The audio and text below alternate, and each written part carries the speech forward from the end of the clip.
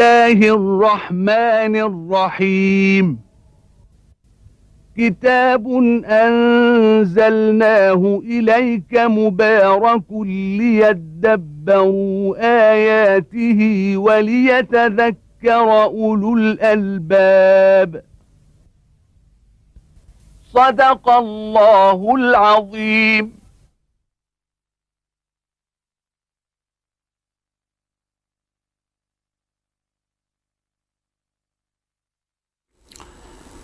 الحمد لله رب العالمين، والصلاة والسلام على عبده ورسوله الأمين سيدنا ونبينا محمد وعلى آله وأصحابه ومن اهتدى بهديه وعمل بسنته إلى يوم الدين. يقول الله تبارك وتعالى: قالوا يا أيها العزيز إن له أبا شيخا كبيرا فخذ أحدنا مكانه إنا نراك من المحسنين قال معاذ الله أن نأخذ إلا من وجدنا متاعنا عنده إنا إذا لظالمون فلما استيئسوا منه خلصوا نجيا قال كبيرهم ألم تعلموا أن أباكم قد أخذ عليكم موثقا من الله ومن قبل ما فرطتم في يوسف فلن أبرح الأرض حتى يأذن لي أبي أو يحكم الله لي وهو خير الحاكمين ارجعوا إلى أبيكم فقولوا يا أبانا إن ابنك سرق وما شهدنا إلا بما علمنا وما كنا للغيب شاهدين واسر القرية التي كنا فيها والعير التي أقبلنا فيها وإنا لصادقون قال بل سولت لكم أنفسكم أمرا فصبر جميل عسى الله أن يأتيني بهم جميعا إنه هو العليم الحكيم. يخبر سبحانه وتعالى أن إخوة يوسف بعد أن أسقط في أيديهم ورأوا أن السقاية قد أخرجت من رحل بنيامين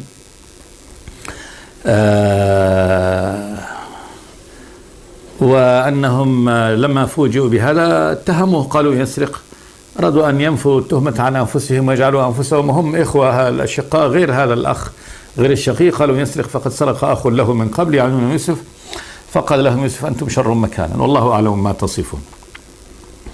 فحاولوا استعطافه قالوا يا أيها العزيز إن له أبا شيخا كبيرا هذا صغيرنا وأبوه لا يستطيع فراقه فخذ أحدنا مكانه استبدل، يعني أعطينا هذا ليرجع إلى أبيه وخذ اختر منا من تشاء واجعله عندك فخذ أحدنا مكانه إنا نراك من المحسنين فقال لهم يوسف معاذ الله عياذا بالله أن نأخذ إلا من وجدنا متاعنا عنده، لا نسترق إلا من وجدنا متاعنا عنده، ولم يقل إلا من سرق فإنه يعلم يقينا بأن يعني بنيامين لم يسرق وقال إلا من وجدنا متاعنا عنده كلمة من المعارض فالذي وجدنا متاعنا عنده هو الذي نسترق إنا إذا لظالمون لو يعني استبدلنا يعني أخذنا البريء بذنب المتهم فنكون ظالمين لأننا يعني عاملنا استرققنا من لم يرتكب شيئا وتركنا المذنب. قال جل وعلا فلما استيئسوا منه خلصوا نجيه، لما استيئسوا منه يعني حاولوا معه يعني بكل سبيل ليستعطفوا قلبه ليرد إليهم بنيامين ليأخذ غيره وراودوه في هذا وألحوا عليه ولكنهم استيئسوا. الله يقول فلما استيئسوا ما قال يئسوا مما يدل على أنهم بالغوا في يعني محاولة الاعتذار واستبدال واحد منهم بنيامين أو العفو عنهم ما وجدوا من يوسف في هذا أذنا صاغية. فلما استيأسوا منه خلصوا نجية، خلصوا يعني وحدهم عن الناس. طبعا هذا أمر أشيع وانتشر وأصبح الكل يعلمه وكان هذا على رؤوس الأشهاد، وذلك أنه من البداية جاء المؤذن أذن في القافلة كلها يا أيتها العير إنكم لسارقون، وفيهم إخوة يوسف ومن ليس من إخوة يوسف، أصبح الأمر يعني على رؤوس الناس مشهود الكل يعلمه. فأخذوا أنفسهم وابتعدوا عن زحمة الناس وعن كذا ليتشاوروا في هذا الأمر وهذه الورطة والمصيبة التي حلت به. والله يقول خلصوا نجيا، خلصوا وحدهم، نفس الإخوة نجيا يعني يتناجون فيما بينهم ما الذي يعني عليهم فعله الآن. قال كبيرهم ألم تعلموا أن أباكم قد أخذ عليكم موثقا من الله؟ يعني كيف نرجع؟ كيف نرجع يعني ونعود على هذا النحو وأنتم قد علمتم أن أباكم قد أخذ عليكم موثقا من الله، عهد مؤكد أمام الرب جل وعلا، أقسمتم له بالله أن تعودوا بأخيكم والآن تعودوا نعود وليس أخونا معنا. فهذه ديت. وقال لهم ومن قبل ما فرطتم في يوسف، مرة السابقة أيضا فرطنا في يوسف، قال فرطتم، علما أنه لم يكن تفريطا وإنما جناية، ارتكبوا جناية كبيرة، لكنه خاطبهم بهذا لأنه كان مشاركا معهم في هذه الجناية عندما يعني ألقوه في البئر، ألقوه في غيابة البئر. وعلى كل حال هو الذي كان قد أشار إليهم بدل القتل أن يلقوه في غيابة البئر. قال لهم ومن قبل ما فرطتم في يوسف، ثم قال لهم فلن أبرح الأرض حتى يأذن لي أبي، أنا سأبقى هنا في الأرض أرض مصر حتى يأذن لي أبي أو يحكم الله لي بحكم عنده وهو خير الحاكمين. فسلم أمره لله تبارك وتعالى وقال أنا لا أستطيع أن أعود يعني إلى يعني أبي ونترك أخانا هنا في هذا المكان رقيقا بعد هذه التهمة التي اتهم بها، وقال لهم أنا ما أستطيع وهناك عهد قد أخذه علينا أبونا. قال فلن أبرح الأرض حتى يأذن لي أبي، يقول لي تعالى ارجع، هذا أمر الله وقضاه ويسلم الأمر لله أو يحكم الله لي بحكم عنده ما أدري وهو خير الحاكمين. ارجعوا إلى أبيكم فقولوا يا أبانا إن ابنك سرق. قال لهم ارجعوا إلى أبيكم أنتم بالمتاع وقولوا يا أبانا إن ابنك سرق. يا أبانا نداء له إن ابنك أي بنيامين سرق، وما شهدنا إلا بما علمنا وما كنا للغيب حافظين، يعني شهادتنا على هذه السرقة إلا بما علمنا لأن نحن رأينا الأمر، فقد انتزعت وأخرجت السقاية من رحله أمام أعيننا، هذا بعلمنا. فلم تكن فقط مجرد تهمة، لكن يعني كأنه قد أخذ وهو يعني فيه تلبس بالتهمة والجريمة وأخذت السقاية منه. قال وما شهدنا إلا بما علمنا وما كنا للغيب حافظين، لكن لا نعلم الغيب. كيف يعني تم الأمر على هذا النحو؟ هل بالفعل هو يعني أخونا هو الذي سرقها ووضعها على هذا النحو وأراد أن يرجع بها، أم أن الأمر فيه حيلة ومكيدة؟ ما ندري ماذا كان يعني الغيب الذي غاب عنا لا ندري، إنما نحكي ما رأيناه، وأما ما خفي عنا من تدبير آخر فهذا لا نعرف. وما كنا للغيب حافظين واسأل القرية التي كنا فيها والعير التي أقبلنا فيها وإنا لصادقون. يعني قال قولوا لأبيكم إن كنت مكذب لنا فتستطيع أن تسأل القرية التي كنا فيها، ارسل من تشاء من عندك ليأتوا إلى مصر ويسألوا الناس ماذا كان من هذا الأمر، وكذلك اسأل العير التي أقبلنا فيها، نحن كنا في قافلة فيها مجموعة كبيرة من الناس وكلهم شاهدوا هذه الحادثة ورأوها، فاسألهم. واسأل القرية التي كنا فيها أي في مصر، والعير التي أقبلنا فيها أي من مصر إلى بلاد الشام، وإنا لصادقون. تأكيد إننا عندما نقول لك إننا صادقين في هذا الأمر.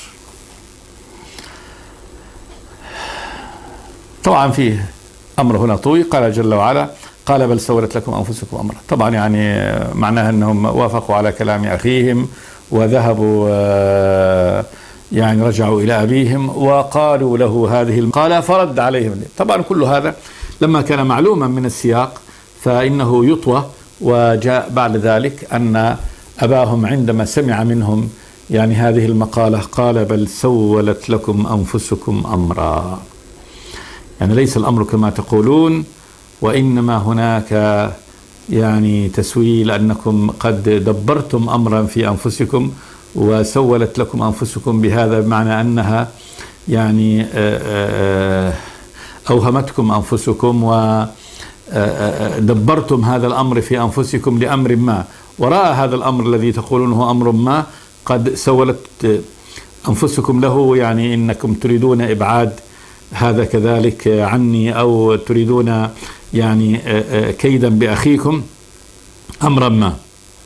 فصبر جميل، عسى الله أن يأتيني بهم جميعا إنه هو العليم الحكيم. وفي هذا دليل على أن الأنبياء لا يعلمون الغيب. في المرة الأولى يعقوب قال بل سولت لكم أنفسكم أمرا فصبر جميل والله المستعان على ما تصفون، لما جاءه أبناؤه بقميص أخيهم يوسف عليه السلام وعليه هذا الدم الكاذب، فقال له بل سولت لكم أنفسكم أمرا، وكان هذا حق لما رأى من القرائن. وهنا لما جاءوا وقالوا يا أبانا إن ابنك سرق وما شهدنا إلا بما علمنا وما كنا للغيب حافظين واسأل القرية التي كنا فيها والعير التي أقبلنا فيها وإنا لصادقون، قال بل سولت لكم أنفسكم أمرا. هذا الأمر لا، ما كان هناك تسويل، يعني لم تسول لهم أنفسهم أمرا ولم يكيدوا كيدا لأخيهم بنيامين، وإنما وقع الأمر رغما عنهم على هذه الصورة التي حكاها الله تبارك وتعالى.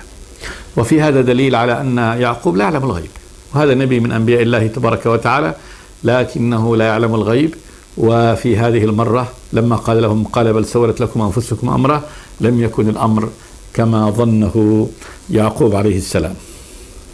ثم تذرع بالصبر، قال فصبر جميل أيضا، وهذا من يعني إيمانه وتقواه وتوكله على الله تبارك وتعالى ومقابلته المحنة يعني التي هو فيها بالتسليم لله تبارك وتعالى. قال فصبر جميل، أي صبري صبر جميل، يعني دون برضو سبكم وشتمكم والدعاء عليكم وأجعل الأمر لله سبحانه وتعالى. فصبر جميل عسى الله أن يأتيني بهم جميعا. هذا الموقن في قرارة قلبه أن الله تبارك وتعالى لن يعني يجعل هذا الذي كان هو الفراق النهائي بينه وبينهم، وإنما سيعودون إليه في يوم من الأيام، وذلك ليقينه منذ أن قص يوسف عليه السلام رؤياه، فهو يعلم يقينا بأن الله تبارك وتعالى سيجعل لهذا الغلام شأنه لا بد أن يكون. قال عسى الله أن يأتيني بهم جميعا هو أخوه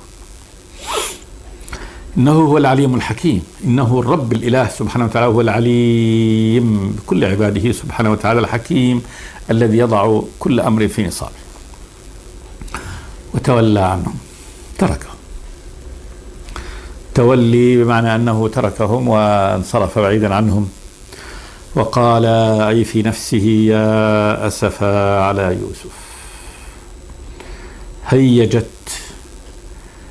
يعني هذه المأساة الجديدة والمحنة الجديدة، محنته القديمة بيوسف عليه السلام وفراقه هذا الزمن الطويل، فهذا هيج هذا وتذكر يوسف وقال يا أسفا على يوسف. يعني هذا تفجع وتحسر، وهنا يتأسف، والأسف والأسيف والحزن. يعني يا حزني ويا على يوسف، وذكر يوسف بالذات لما يعني توسم له من المكانة العظيمة والنبوة العظيمة، كما قال له وكذلك يجتبيك ربك ويعلمك من تأويل الأحاديث، يجتبيك بالنبوة ويعلمك من تأويل الأحاديث ويتم نعمته عليك وعلى آل يعقوب كما أتمها على أبويك من قبل إبراهيم وإسحاق إن ربك حكيم عليم. قال له هذا إن الله سيجتبيك بالنبوة ويعلمك من تأويل الأحاديث. فتأسف أسف عظيم جدا أنه قد طالت غيبة يوسف عن هذه الغيبة، وقال يا أسفا على يوسف وابيضت عيناه من الحزن فهو كظيم. ابيضت عيناه، عميت من كثرة الحزن والبكاء، قال فهو كظيم، يعني كاظم لغيظه لا يظهره بصراخ أو بعويل أو بسب أو بشتم، وإنما هو كاظم، حزنه في قلبه وقد تدمع عينه وأسفه على هذا النحو. وهذا أثر في أن عميت يعني عيناه بهذا الحزن والبكاء المتواصل. وقال: يا أسف على يوسف وابيضت عيناه من الحزن فهو كظيم. قال له أبناؤه: قالوا: تالله تفتأ تذكر يوسف حتى تكون حرضا أو تكون من الهالكين. قالوا: تالله، قالوا أقسموا له تالله يعني والله تفتأ تذكر يوسف. تفتأ تظل أبدا، ما يعني يمر عليك وقت إلا وأنت على ذكر من يوسف مع هذه السنين الطويلة حتى تكون حرضا. الحرض هو خلاص الذي يعني قد هده الإعياء والمرض والحزن فلا تكون به حراك. حتى تكون حرضا أو تكون من الهالكين، تقتل نفسك، أن يهلكك هذا الحزن حتى تموت. قالوا: تالله تفتأ تذكر يوسف يعني على هذا النحو وتتأسف لفقده حتى تكون حرضا، يعني ذابلا فانيا لا حراك بك، أو تكون من الهالكين. فقال لهم: قال إنما أشكو بثي وحزني إلى الله. يعني شكاتي، البث هو ما في القلب من الهموم والآلام والحزن. والحزن قال إلى الله، أنا ما شكوت لكم، يعني أنا لا أشكو لكم، وإنما شكواي لربي سبحانه وتعالى.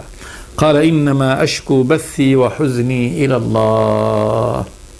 فهذا يعني الذي أبثه شكواي إنما الله، ولا يعني أبث شكواي هنا وهنا وأخاطب أبنائي والكل، لا. وإنما جعل حزنه وبثه ما في قلبه من الأحزان والآلام إلى الله تبارك وتعالى. وأعلم من الله ما لا تعلمون. أعلم من الله من رحمته ولطفه وإحسانه وبره وحكمته سبحانه وتعالى في تصريف الأمور ما لا تعلمونه أنتم. فثقتي بالله، يقول ثقتي بالله ثقة عظيمة جدا، أعلم منه باليقين هنا من رحمته أشياء لا تعلمونها. فأنتم تظنون أن يعني أمر يوسف انتهى وكذا وكذا، وأنا يعني ثقتي بالله وتوكلي عليه ورغبتي فيما عنده هذه عظيمة جدا. وأعلم من الله ما لا تعلمون.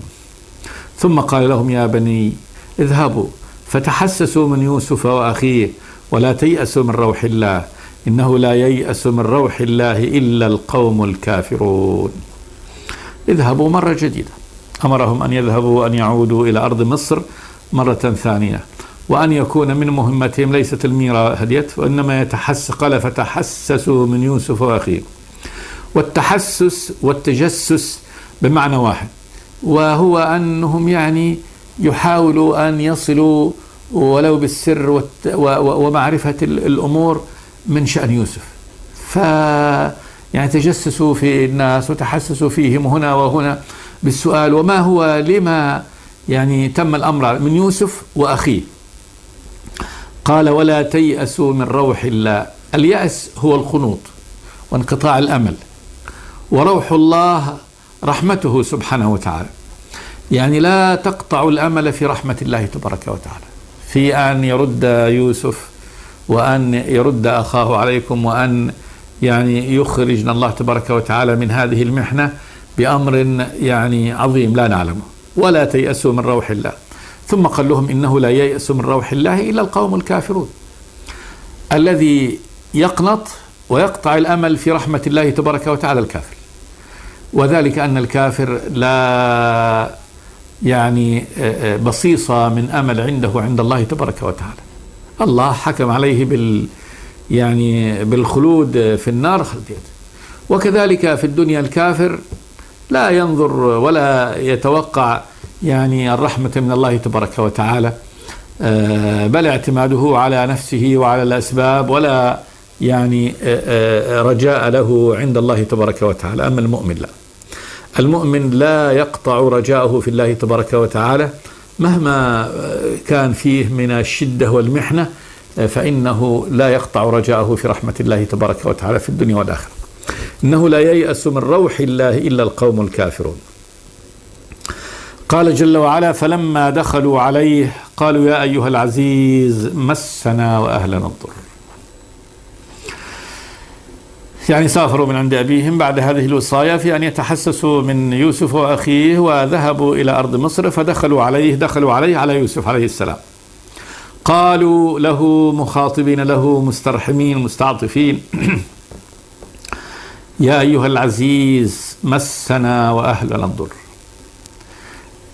المس خلاص الإصابة، يعني خلاص، والضر ضرر الشديد، ضياع يوسف الذي صار، وأخذ بنيامين بهذه التهمة التي اتهم بها، حزن الأب المتواصل الذي تركوه، وكذلك ضر عظيم يبدو أنه كذلك من الفقر، ولذلك قالوا مسنا وأهلنا الضر وجئنا ببضاعة مزجاة. هذه المرة لما جئنا نشتري جئنا ببضاعة مزجاة يعني مبذولة، اشتريها بأي ثمن. البضاعة فيه بضاعة صاحبها ضنين بها ولا يبيعها إلا من يشتريها بثمن يعني مناسب عنده وقد يغلي فيها، فهذه بضاعة عزيزة على صاحبها، وفي بضاعة غير عزيزة على صاحبها، يعني شيء يسير. كل من أراد أن يعني يشتريها أزجاها له، والإزجاء هو الدفع والإعطاء. قالوا جئنا ببضاعة مزجاة يعني مرغوب عنها، فأوفي لنا الكيل وتصدق علينا. أوفي لنا الكيل يعني إذا أكلت لنا فأوفي لنا الكيل وتصدق علينا من عندك، زدنا، لأن بضاعتنا التي نبذلها طبعا ثمن للقمح الذي سيأخذونه ما تساوي هذا، فإحنا بضاعتنا اللي احنا جايبينها ما تسوى، فزدنا من عندك، فأوفي لنا الكيل وتصدق علينا من عندك. إن الله يجزي المتصدقين. رغبوه في ثواب الله تبارك وتعالى، وأن الله يجازي عباده المتصدقين. هنا وصل الأمر بهؤلاء الإخوة إلى مرحلة يعني المسكنة وطلب الرحمة وطلب الصدقة، وخلاص وصل أمرهم إلى حده، لم يبق بعد ذلك يعني في قوسهم كما يقال سهم لتآمروا على ديت. ذهب يوسف منهم بعد أن تآمروا عليه، وكان من شأنه ما كان من هذا العز والتمكين، وذهب كذلك أخوهم يعني بنيامين، وأبوهم في ضر، وأصبح حالتهم حالة يعني مكسورة. هنا لابد بقى خلاص يعني انتهى وصل الدرس إلى آخره. فعند ذلك قال لهم يوسف عليه السلام: قال هل علمتم ما فعلتم بيوسف وأخيه إذ أنتم جاهلون؟ هذه اللحظة المناسبة أن يكشف لهم عن نفسه وعن حقيقته. قال هل علمتم، والسؤال هنا للتقرير، يعني لقد علمتم ما فعلتم بيوسف وأخيه إذ أنتم جاهلون. وقوله له إذ أنتم جاهلون كأنه يعني تخفيف لذنبهم وتقديم العذر لهم، ما قال إذ أنتم مجرمون، إذ أنتم ظالمون، إذ أنتم معتدون، والحالة أنها كل هذا كان منهم. يعني هذا الذي فعلوه مع يوسف كان ظلما وإجراما كذلك، في أنهم قالوا اقتلوا يوسف أو اطرحوه أرضا يخلو لكم وجه أبيكم، وتسببوا في هذه يعني المأساة لليد. وكذلك كان من أخيهم فيه نوع من يعني العجلة والتفريط في أنهم بمجرد ما شافوا الأمر على هذا النحو أنه سرق، يعني خلاص اتهموه بالسرقة واتهموا أخاه بالسرقة، ونوع أصبح النوع كذلك من التفريط في حقه. قال هل علمتم ما فعلتم بيوسف وأخيه إذ أنتم جاهلون. وربما كذلك كانت لهم إساءة يعني لأخيه كما كان يعني من الحسد له مثل ما كان ليوسف عليه السلام. إذ أنتم جاهلون، هذا وقع منكم بالجهل، يعني بجهلكم بحقائق الأمور أنكم فعلتم هذا. وقوله إذ أنتم جاهلون تلطيف للأمر، يعني فيه عتاب وتذكير وفيه تلطيف لأمرهم، وأن الذي حملهم على هذا إنما هو الجهل وحده، هو ذا أخف الأمور، يعني أخف ذنب من الذنوب. قالوا أئنك لأنت يوسف، أئنك تأكيد لأنت يوسف. سؤال طبعا هذا أمر، لما قال لهم هذا الأمر لا يقولوا هذا إلا يوسف، لأن الذي علم هذا، فلو كان غيره ما ديت. فقالوا أئنك لأنت يوسف، فعند ذلك أقر لهم قال أنا يوسف وهذا أخي. قد من الله علينا، أظهر لهم يعني حقيقة أمره وأنه هو يوسف وأن هذا أخوه. قال قد من الله علينا، نسب كل ما هم فيه من الخير والتمكين إلى الرب الإله سبحانه وتعالى. قد من الله علينا، من على يوسف بأن نجاه من البئر، بأن منة عظيمة بقى، درجه الله تبارك وتعالى، يعني صار في هذا المسار اللي فيه محن تلو محنة تلو محنة، إلى أن جعله الله تبارك وتعالى في هذا المكان من العزة والتمكين في دولة مصر، يتبوأ منها حيث يشاء. وهذا أخوه أصبح بجواره وزير له وسند له، ويعني في هذه المكانة كذا. قال لهم أنا يوسف وهذا أخي، قد من الله علينا إنه من يتقي ويصبر فإن الله لا يضيع أجر المحسنين. خلاصة القصة وخلاصة هذا الأمر، إنه الشأن والحال، السنة عند الله تبارك وتعالى، إنه من يتقي ربه، يخاف الله تبارك وتعالى، ويصبر على ما يجريه الله تبارك وتعالى عليه من الابتلاء، فإن الله لا يضيع أجر المحسنين. لا يضيع الله تبارك وتعالى أجره، لأن هذا إحسان.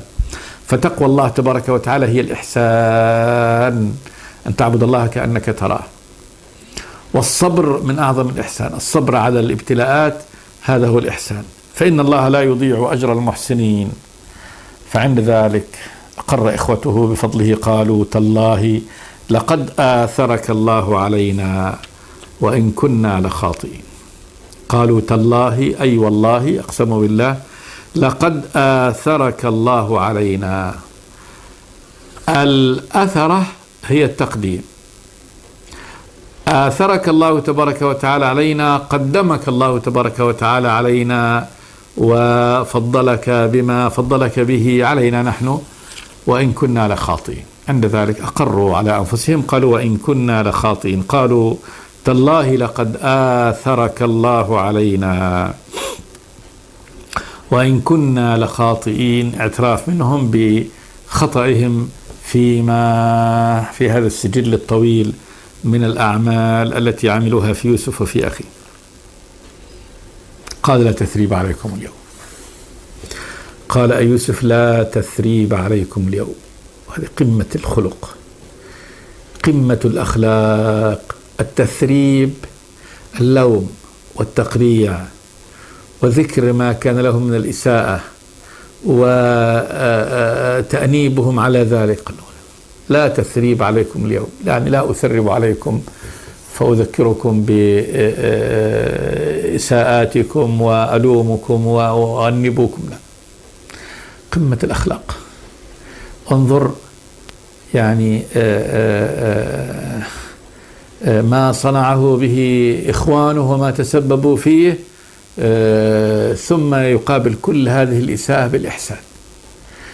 ومن أول هذا الإحسان إنه لا يذكرهم بإساءاتهم ولا يلومهم ولا يؤنبهم على ذلك. قال لا تثريب عليكم اليوم يغفر الله لكم وهو أرحم الراحمين. ثم سارع بعد ذلك منه هو يقول خلاص أنا ناس إساءتي ومتجاوز عنها ولا ألومكم، لا أخذ يعني حقي معكم لوما وتقريعا. ثم بالنسبة لحق الله تبارك وتعالى قال يغفر الله لكم، يعني ذنبكم الذي أذنبتموه، لأن كل يعني خطأ يقع حق الله تبارك وتعالى فيه، يعني خطأ يقع في حق الغير، من عق والديه، من أساء إلى إخوانه، من فعل، هذا أصبح في حقين. حق أولا حق الله تبارك وتعالى، ثم حق الغير. فهنا بالنسبة لحق العباد لا بد من رده، وبالنسبة لحق الله تبارك وتعالى لا بد من استغفاره، هذا عند التوبة. ثم دعا لهم هنا فقال لهم حقي خلاص، لا تثريب عليكم اليوم، يغفر الله لكم، هذا حق الله تبارك وتعالى. طلب من الله جل وعلا أن يغفر لهم أي ذنبهم معه. هو أرحم الراحمين سبحانه وتعالى. وصف لله تبارك وتعالى بأنه الرب الإله الرحمن الذي لا أرحم منه سبحانه وتعالى على عباده. قال وهو أرحم الراحمين. ثم قال لهم اذهبوا بقميصي هذا فألقوه على وجه أبي يأتي بصيرا وأتوني بأهلكم أجمعين. أمرهم يوسف، أعطاهم قميصه الذي لبسه يعني وقتا من ديت، وحمل شيئا من يعني رائحته وعرقه. قال اذهبوا بقميصي هذا فألقوه على وجه أبي. القاء معروف. قال يأتي بصيرا، يعني أن الله تبارك وتعالى يرد إليه بصره. قال وأتوني بأهلكم أجمعين، ارتحلوا جميعا بكل أهلكم، فهم وزوجاتهم وأبنائهم جميعا، وكذلك بأبيه وأمه. قالوا كلكم يعني تعالوا بعد ذلك إلى أرض مصر لتسكنوا فيها، اتركوا البادية بادية الشام وتعالوا هنا إلى أرض مصر. نكمل هذا إن شاء الله في حلقة آتية، وصلى الله وسلم على عبده ورسوله محمد. بسم الله الرحمن الرحيم. كتاب أنزلناه إليك مبارك ليدبروا آياته وليتذكر أولو الألباب. صدق الله العظيم.